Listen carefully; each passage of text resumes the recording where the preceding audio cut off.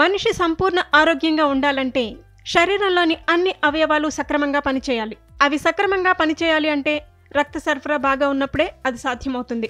రక్తం శరీరంలోని ప్రతి భాగానికి ఆక్సిజన్ను తీసుకువెళ్లటమే కాదు, ప్రోటీన్లు, కొవ్వులు, కార్బోహైడ్రేట్లు, హార్మోన్లను కూడా తీసుకువెళ్తుంది. ఇది శరీర pH సమతుల్యతను నిర్వహిస్తుంది, ఉష్ణోగ్రతను కూడా నియంత్రిస్తుంది. కాబట్టి రక్తాన్ని సరిగ్గా శుద్ధి చేయకపోతే వివిధ రకాల శారీరక సమస్యలు తలెత్తుతాయి. రక్తం నుంచి విషాన్ని తొలగించడానికి తగినంత నీరు తాగటంతో పాటు కొన్ని ముఖ్యమైన ఆహారాలను కూడా తీసుకోవాలి.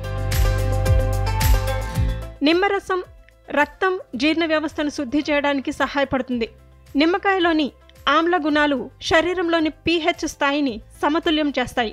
శరీరం నుంచి విషపూరిత టాక్సిన్స్ను తొలగిస్తుంది. గోరువెచ్చని నీటిలో నిమ్మరసం కలిపి తాగితే చక్కని ఆరోగ్యం మీ సొంతమవుతుంది. రక్తాన్ని శుద్ధి చేయటంలో బీట్రూట్ కూడా చాలా బాగా సహాయపడుతుంది. ఈ కూరగాయ హిమోగ్లోబిన్ స్థాయిని పెంచడానికి సహాయపడుతుంది. రక్తపోటును కూడా అదుపులో ఉంచుతుంది. అలాగే పసుపు సాధారణంగా ప్రతి ఇంటి వంటగదిలోనూ ఉంటుంది. ఇది రక్తాన్ని శుద్ధి చేస్తుంది, వాపుతో పోరాడుతుంది, కాలేయ పనితీరును పెంచుతుంది. పాలలో పసుపు కలిపి తాగడం వల్ల శరీరానికి మేలు జరుగుతుంది.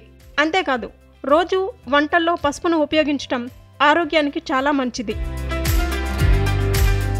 కొంతమందికి వెల్లుల్లి వాసన పెద్దగా నచ్చదు, అందుకే పచ్చి వెల్లుల్లిని తినటానికి ఇష్టపడరు. కానీ వెల్లుల్లి కాలేయం రక్తాన్ని శుద్ధి చేయడానికి సహాయపడుతుంది. వెల్లుల్లిలోని యాంటీబ్యాక్టీరియల్ లక్షణాలు రక్తాన్ని శుద్ధి చేసి పేగు ఆరోగ్యాన్ని మెరుగుపరుస్తాయి.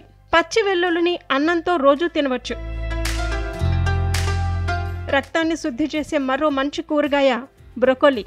ఇది ఆరోగ్యానికి చాలా మంచిది. ఇందులో calcium, omega 3 fatty acids, vitamin C, potassium, manganese, phosphorus, యాంటీ ఆక్సిడెంట్లు పుష్కలంగా ఉంటాయి. ఇవి రక్తాన్ని సహజంగా శుద్ధి చేస్తాయి, రోగనిరోధక శక్తిని పెంచుతాయి.